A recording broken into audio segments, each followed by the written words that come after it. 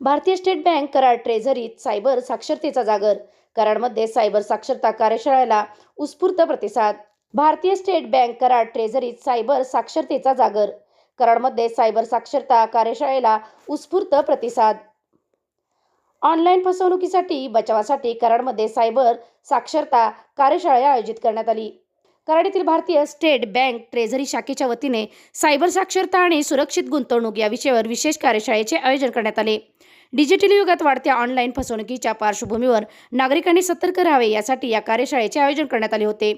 कार्यशाळेत fishing, malware, बनावट link तसेच सायबर गुन्ह्यापासून स्वतःचे संरक्षण कसे करावे याबाबत सविस्तर मार्गदर्शन करण्यात आले. सॉफ्टवेअर वेळेवर अपडेट करणे, विश्वसनीय वेबसाईटचा वापर करणे आणि संशयास्पद कॉल व मेसेजेसपासून दूर राहण्याचे आवाहन करण्यात आले. तसेच सुरक्षित गुंतवणुकीच्या दृष्टीने व्हॉट्सॲप, फेसबुकवरील आकर्षणपण, फसव्या ऑफर्स, अनधिकृत गुंतवणूक योजनांपासून सावध राहण्याचा सल्लाही देण्यात आला. या कार्यशाळेत रणधीर कुमार मिश्रा यांनी नागरिक व स्टेट बँकेच्या खातेदारांना मार्गदर्शन केले.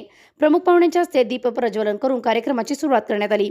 यावेळी Randhir Kumar Mishra, regional manager RB Satara, Amol Naik, प्रबंधक संगणक प्रणाली, प्रशासकीय कार्यालय कोल्हापूर, तसेच सुरक्षित गुंतवणूक सल्लागार अनिकेत भडाळे, नितीन चव्हाण, यश लोटके, चेतन तडाके, कराड ट्रेझरी शाखेचे मुख्य प्रबंधक इरप्पा हुलगेरी व बँकेचे कर्मचारी उपस्थित होते. मंगळवार दिनांक 20 जानेवारी 2026 रोजी झालेल्या या कार्यशाळेला विशेषतः ज्येष्ठ नागरिकांचा मोठ्या प्रमाणात प्रतिसाद होता. कराडकर नागरिकांनी मोठ्या संख्येने उपस्थित राहून या कार्यक्रमाचा लाभ घेतला. SK क्राईम न्यूजसाठी संतोष कदम, कराड. सायबर साक्षरता की आजकाल आपण बघतोय की कॉल येतोय, मग तुमचं लेट बिल भरायचं, मग आपण म्हणतो की बाबा नाही ड्यू डेट पुढे आहे, तो म्हणतो नाही करतो, तर मी तुम्हाला लिंक पाठवतो. मग आपण काय करतो, त्या लिंकला क्लिक करतो आणि आपले पैसे गायब व्हायला लागले. थोडी हे करतो, फोन करतो आपणास, मग तो मी कोर्टातून बोलतो किंवा ह्याच्यामधून काय होतं आपण कस्टम ऑफिसमधून बोलतो, तुमचं पार्सल आलेलं आहे, त्याच्यामध्ये ड्रग आहे. तर भरपूर लोक म्हणजे विक्टीम झाले आहेत. माझ्या नजरेतून दर महिन्याला 3 ते 4 लोक विक्टीम्स होतात. त्यातल्या स्पेशली सिनियर सिटीजन लोकांना एक हे करतात, कॅश करतात आणि आपलं बँक अकाउंट लिंक करतात. तर त्यासाठी आपल्याला काय काळजी घ्यावं, काय करू नये, त्यासाठी आम्ही आमच्या मान्यवरांना बोलवून एक कार्यक्रम ठेवलेला आहे. तर आपण उपस्थित राहायला आमच्या विनंतीला थँक्यू. आता थोड्याच वेळात आमचे प्रतिनिधी आपले प्रशासकीय कार्यालय कोल्हापूरचे आपल्याला प्रेझेंटेशन देतील. तरी सगळ्यांनी प्लीज शांततेने ऐका आणि काय क्वेश्चन असतील तर प्लीज मांडून ठेवा, आपण त्याच्याशी क्लिअर करतो. थँक्यू. लोकांना जे आहे हे वैयक्तिक माहिती, आपली वैयक्तिक माहिती जी आहे त्याचं आपण संरक्षण कसं करायचं. त्यानंतर आज ही आपलं जे जग आहे सर्व सायबरच्या दिशेने आहे. तर आपल्या आर्थिक ज्या काही गोष्टी आहेत त्या जोखमींपासून आपल्याला कसं वाचता येईल. आणि तिसरा विषय म्हणजे सुरक्षित सोशल मीडियाचा वापर. तर आपण ह्या 3 गोष्टींचा प्रामुख्याने सायबर साक्षरतेमध्ये समावेश होतो.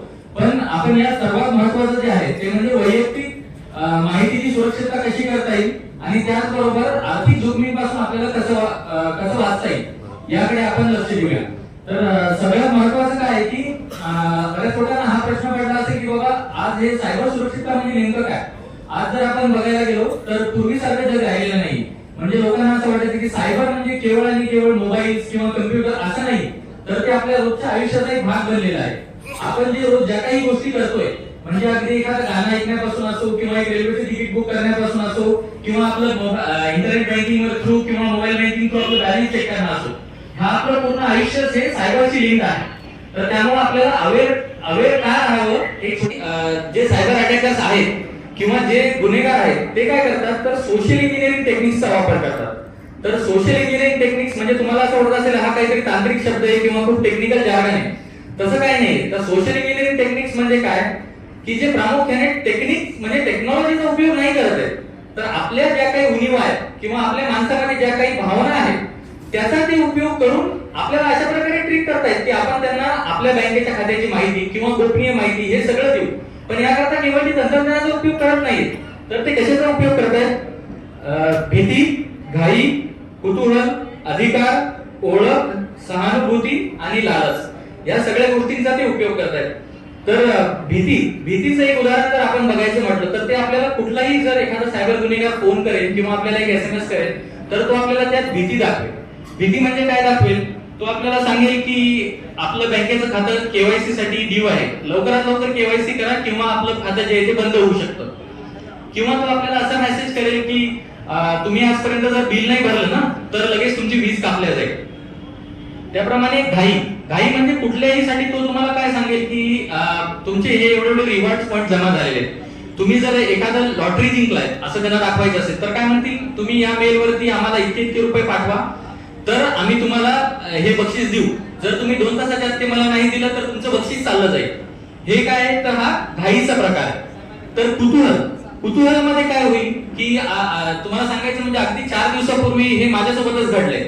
मला 4 दिवसापूर्वी आपण सगळेच जण सोशल मीडिया वापरतो, तर व्हॉट्सअपवरती एक मेसेज आला की तुमचं आरटीओचं तुम्ही एक रेड सिग्नल जम्प केलाय, लाल दिव्याच्या पुढे तुम्ही गेलात म्हणून तुम्हाला हे चलन आलंय. आणि हे चलन काय आहे हे जर तुम्हाला बघायचं असेल तर तुम्ही या लिंकवर जा. मी कुतूहल किती महत्वाचं असतं, मला माहित होतं की हा मेसेज फेक आहे, पण मला कुतूहल शांत बसू देईना. मी काय केलं, लगेच त्या लिंकवर क्लिक केलं. त्या अगोदर मी बघितलं की व्हॉट्सअप मेसेज वरती जो वरती त्याच्याकडे मेसेज आला होता तो एक मोबाईल नंबर होता. तर सगळ्यात महत्वाची चूक काय की मोबाईल नंबरवरनं कुठलीही संस्था आपल्याला पाठवणार नाही, मग ती बँक असेल किंवा आरटीओ असेल. ते बघूनही मी क्लिक केलं. पुढे एक साईट होती, तर ती साईट काय होती, एम परिवहन म्हणून साईट आहे आरटीओची. तर ती एम परिवहनच होती, पण .gov.in न होता एम परिवहन जीओव्ही अशी साईट होती. आणि त्यांनी काय केलं होतं की जी एम परिवहनची ऍक्च्युअल साईट आहे ती जशी दिसते, म्हणजे कुठे बोल्ड मध्ये दिसतंय, कुठे लाल रंग